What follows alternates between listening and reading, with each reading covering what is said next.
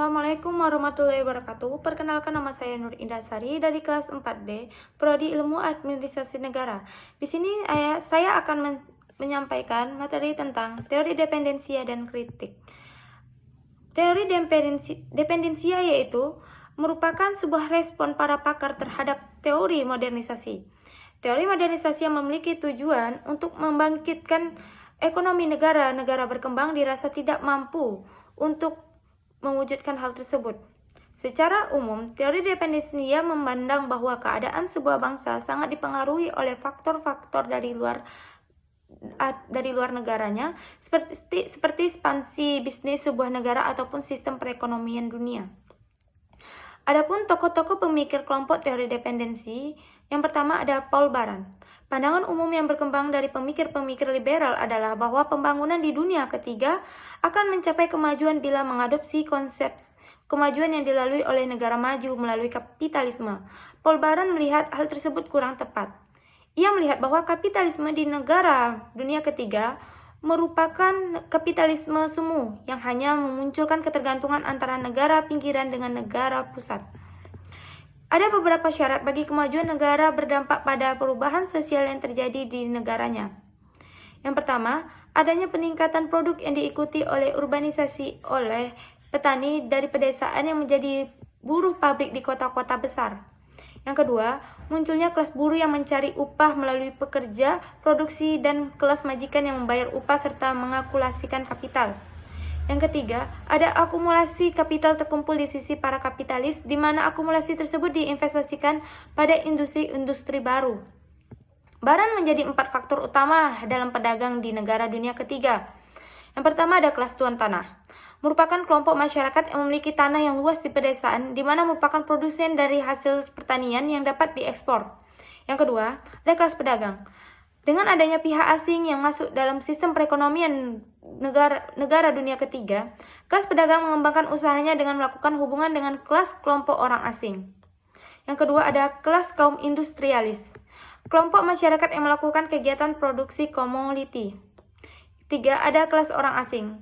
Kelompok masyarakat asing yang datang untuk mencari barang mentah dan tenaga kerja murah untuk menyokong pabrik yang mereka dirikan di negara tersebut. Yang kedua ada pemikir Teotonio dos Santos.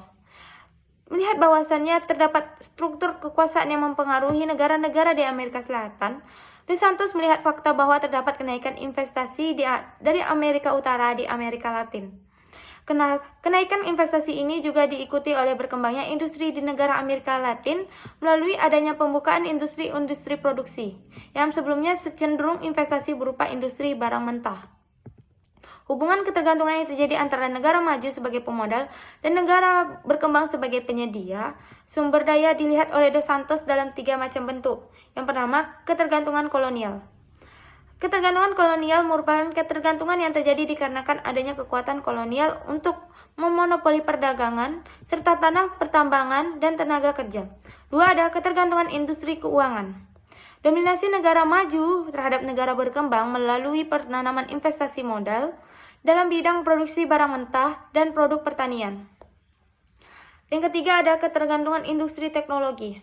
Terjadi dikarenakan perusahaan-perusahaan multinasional mencari ceruk pasar dengan membuka industri di negara-negara berkembang untuk memenuhi kebutuhan negara tersebut.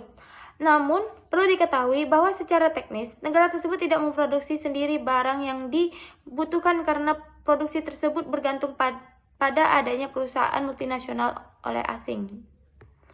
3. Ada pemikir Andre Gunder Frank.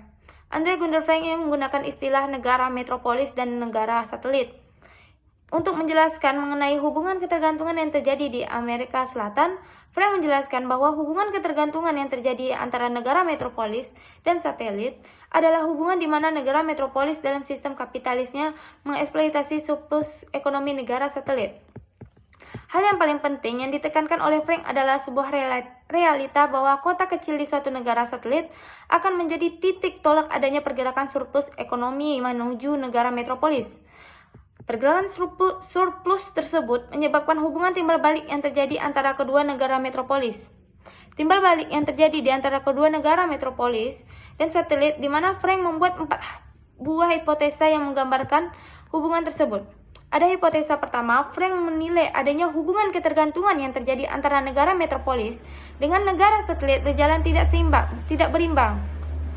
Di satu sisi, yaitu negara metropolis akan berkembang pesat, sedangkan negara satelit akan tertinggal atau terbelakang. Ada hipotesa kedua, yaitu Frank berpendapat bahwa negeri-negeri miskin akan menjadi negara yang memiliki ekonomi sehat dan industri yang maju bila kaitannya dengan negara metropolis dan dunia kapitalis tidak adanya ketergantungan. Hipotesa yang ketiga, area-area yang saat ini terbelakang merupakan dampak dari adanya hubungan dengan negara, metropolis dan sistem kapitalis internasional, berupa area pensuplai bahan mentah yang saat ini menjadi terlantar akibat perubahan produksi internasional. Hipotesa keempat, ada pertumbuhan area kawasan perkebunan bukanlah didasari dengan adanya hubungan dengan sistem kapitalis asing. Frank beranggapan bahwa area-area tersebut mampu maju dan berkembang dikarenakan adanya respon yang positif. Sedangkan kasus yang mengenai teori dependensi itu kita ambil dari kasus moneter 1998. Yang Indonesia juga merasakan krisis terhadap krisis moneter tersebut. Krisis moneter yang melanda negara Asia Tenggara sejak Juli 1996, krisis moneter pada masa reformasi tersebut turut mempengaruhi perkembangan ekonomi Indonesia. Dampak krisis moneter menyebabkan nilai tukar rupiah melemah terhadap mata uang greenback atau dolar Amerika Serikat ke level 16.000 rupiah per dolar Amerika Serikat. Penyebab krisis moneter yaitu yang pertama, ada sistem devisa yang bebas tanpa pengawasan memadai. Ketika itu, Indonesia menganut devisa bebas sehingga nilai rupiah convertible. Yang kedua, ada masyarakat bebas membuka rekening falas untuk luar negeri dan dalam negeri. Yang ketiga, ada perusahaan tidak dapat membayar utang jatuh tempo beserta bunganya. Yang keempat, ada nilai mata uang rupiah relatif melemah terhadap dolar Amerika Serikat dan membuat nilainya terlalu tinggi. Yang kelima, ada sistem bank di Indonesia saat itu lemah sehingga berdampak pada meningkatnya utang ke luar negeri. Yang keenam, ada situasi politik yang memanas pada tahun 1998 turut berdampak pada kondisi ekonomi. Sedangkan dampak krisis moneter di Indonesia yaitu pertama, ada harga bahan pokok naik. Yang kedua, banyak perusahaan bangkrut. Yang ketiga, banyak bank di Indonesia mengalami kredit macet. Yang keempat, terjadi demo besar-besaran seperti yang kita lihat pada zaman Soeharto.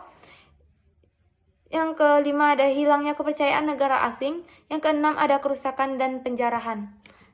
Sekian yang dapat saya sampaikan. Lebih dan kurang saya mohon maaf dan thanks for watching.